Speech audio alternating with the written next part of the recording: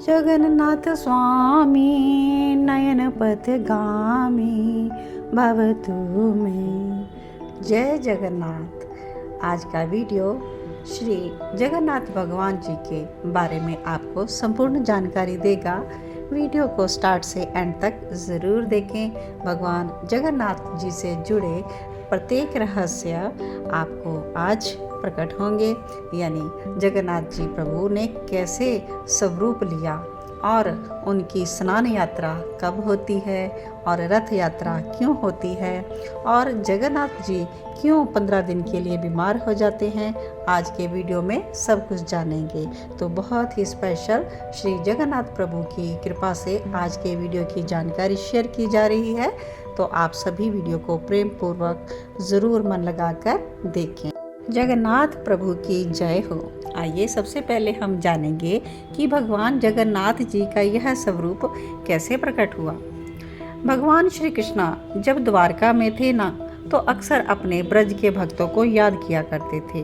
तो यह बात उनकी रानियों ने जान ली थी और उनकी बहुत ही इच्छा थी कि भगवान ब्रजवासियों को इतना याद क्यों करते हैं। रानियों की सेवा में ऐसी क्या कमी है जो ये फिर भी ब्रजवासियों को याद करते हैं। तो एक दिन सभी ने रोहिणी माता को घेर लिया और कहा कि हमें ब्रज और ब्रज की लीलाओं के बारे में सुनाइए। माता रोहिणी ने वहाँ की लीला कथा सुनाने के लिए मना कर दिया, क्योंकि कृष्ण अगर सुनते हैं तो वह परेशान हो जाते हैं, उदास हो जाते हैं। लेकिन रानियों ने कहा कि अभी तो वो यहाँ पर नहीं है। फिर वह द्वार पर सुभद्रा को बिठा देती हैं और कहती हैं कि अगर कृष्ण आते दिखाई देंगे तो हमें इशारे से बता देंगी और हम सब कुछ और विषय पर बात करने लग जाएंगे। तो बहुत अनुनय विनय किया तो माता रोहिणी मान गई और कक्ष के द्वार पर सुभद्रा जी को बिठा दिया गया और सब अंदर रोहिणी माता से ब्रज की लीलाएं सुनने लगी। और सुभद्रा जो बाहर बैठी थी वो भी कान लगाकर सुनने लगी और लीला सुनने में मस्त हो गई। उनको पता ही नहीं चला कि कब भगवान श्री कृष्ण और दाऊ बलराम जी उनके दोनों ओर आकर बैठ गए हैं और वे भी लीला कथा सुन रहे हैं। तो यहाँ पर यह बात बताना ज़रूरी है कि जब कोई श्री कृष्ण प्रेम में मगन हो जाता है, जैसे कि श्री चैतन्य महाप्रभु जी जब श्री कृष्ण लीलाओं का रस आस्वादन करते थे तो कई बार प्रेम के अति सात्विक विकार प्रकट हो जाते हैं। तो यह कृष्ण प्रेम की ऊंचाई पर ऐसे विकार आते हैं जिसमें क्या होता है, बाहें शरीर के भीतर चली जाती हैं, आंखें फैल जाती हैं, आंखों में आंसुओं की धारा बहने लगती है, सारा शरीर पुलकेमान हो जाता है, इत्यादि इत्यादि कई विकार आ जाते हैं जब हम भगवान के प्रेम में लीन हो जाते हैं। तो ऐसी ही लीला भगवान श्री कृष्ण, श्री बलराम और माता सुभद्रा जी ने भी की थी। तो हुआ यूं, जब यह तीनों श्री कृष्ण जी, श्री बलराम जी और सुभद्रा जी बाहर बैठे हुए सभी लीलाओं का श्रवण कर रहे थे तो इनके भीतर अद्भुत से विकार आने लगी और इनकी आंखें फैल गई, बाहें चरण अंदर की ओर धंस गए।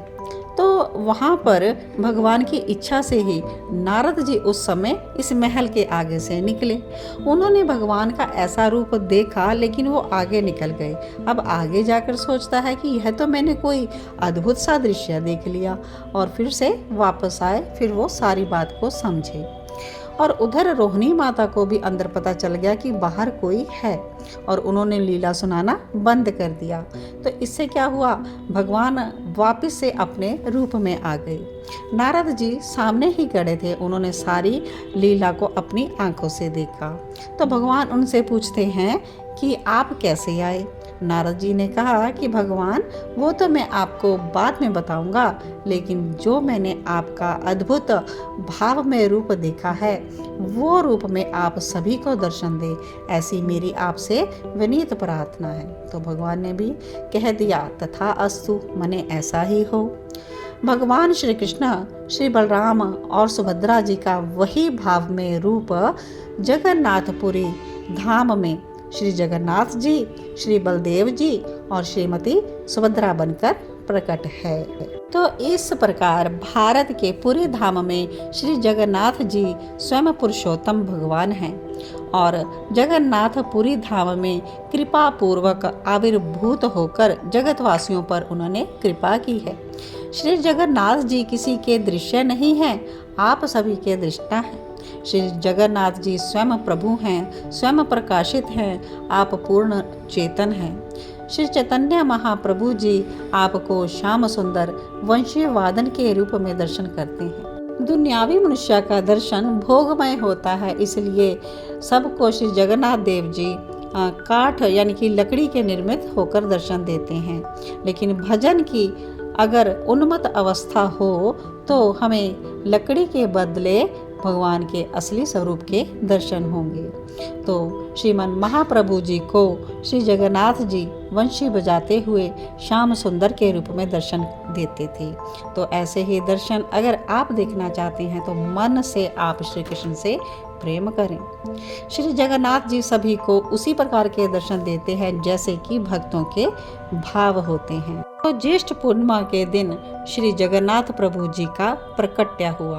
तो इसी दिन ओडिशा के पवित्र शहर पुरी में स्नान पूर्णिमा या स्नान यात्रा का उत्सव बड़े ही धूमधाम से मनाया जाता है और यहाँ पर भगवान जगन्नाथ बलभद्र देवी सुभद्रा के प्रकट्य के रूप में जाना जाता है। स्नान पूर्णिमा के दिन भगवान जगन्नाथ जी, बलभद्र जी और देवी सुभद्रा जी और सुदर्शन चक्र को स्नान वेदी पर ले जाया जाता है और यहाँ पर 108 कलशों में पवित्र जल से उनका स्नान करवाया जाता है। यह स्नान नवीकरण और शुद्धिकरण का प्रतीक माना जाता है और इस दिन भगवान को गणेश जी के रूप में सजाया जाता है, जो कि भक्तों के लिए बड़ा ही अलौकिक दृश्य होता है। और इस अनुष्ठान के बाद देवता अनावासर यानी कि एकांतवास में चले जाते हैं। स्नान के बाद एकांतवास के लिए एक मान्यता है और एक कथा है कि भगवान अपने भक्त के कष्ट अपने ऊपर ले लेते हैं और 14 दिन के लिए भगवान को बुखार आ जाता है। तो भगवान अपने भक्त के लिए इस लीला को करते हैं और यही अनवासर या अज्ञातवास कहा जाता है, जो कि 14 दिनों तक चलता है और भक्तों को भगवान के दर्शन नहीं हो पाते। इसे भगवान के विश्राम का समय माना जाता है। तो अपने भक्त माधव दास की पीड़ा अपने ऊपर लेने के कारण भगवान 15 दिन के लिए बीमार रहते हैं और उन्हें काढ़ा पिलाया जाता है और खिचड़ी का भोग लगता है। इस अवधि के दौरान देव मूर्तियों की पुनः स्थापना की जाती है। सभी मूर्तियों पर चंदन का लेप लगाया जाता है, विशेष औषधियों से उपचार किया जाता है। इसे भगवान का नया जीवन प्राप्त करने का समय भी माना जाता है। 14 दिनों की इस अवधि के बाद 15वें दिन आषाढ़ माह के शुक्ल पक्ष की प्रतिपदा तिथि को मंदिर के कपाट फिर से खोले जाते हैं और इस दिन नेत्र उत्सव के रूप में मनाया जाता है। भगवान जगन्नाथ, बलभद्र और देवी सुभद्रा की मूर्तियों को नए नेत्र प्रदान किए जाते हैं और भक्तजन पहली बार उनके दर्शन करते हैं। और अगले ही दिन विश्व भर में प्रसिद्ध जगन्नाथ रथ यात्रा शुरू होती है और इस भव्य अनुष्ठान में 3 रथों पर भगवान जगन्नाथ जी, बलभद्र जी और देवी सुभद्रा जी विराजमान होती हैं और इन विशाल रथों को सैकड़ों भक्त मोटी सी रस्सी के द्वारा खींचते हैं और पूरी शहर का भ्रमण करवाया जाता है। और इस वर्ष यह यात्रा 27 जून 2025 को मनाई जाएगी। भगवान जगन्नाथ के दर्शन करने के बाद भक्तों की सारी पीड़ाएं, समस्याएं दूर हो जाती हैं। वही भक्त अपनी मनोकामनाओं को पूरा करने के लिए अपनी इच्छा के साथ भगवान श्री जगन्नाथ जी की रथ यात्रा में शामिल होते हैं। पूरी धाम की यह यात्रा एकता और समानता का प्रतीक है। इसमें हर वर्ग के लोग बिना किसी भेदभाव के भाग लेते हैं। पुरी का जगन्नाथ मंदिर 4 धाम तीर्थों में से एक है और यह यात्रा भक्तों को मोक्ष की ओर ले जाने वाली मानी जाती है और इस यात्रा में भाग लेने से, दान करने से अक्षय फल भी प्राप्त होता है। जगन्नाथ जी का रथ नंदी घोष 16 पहियों वाला होता है।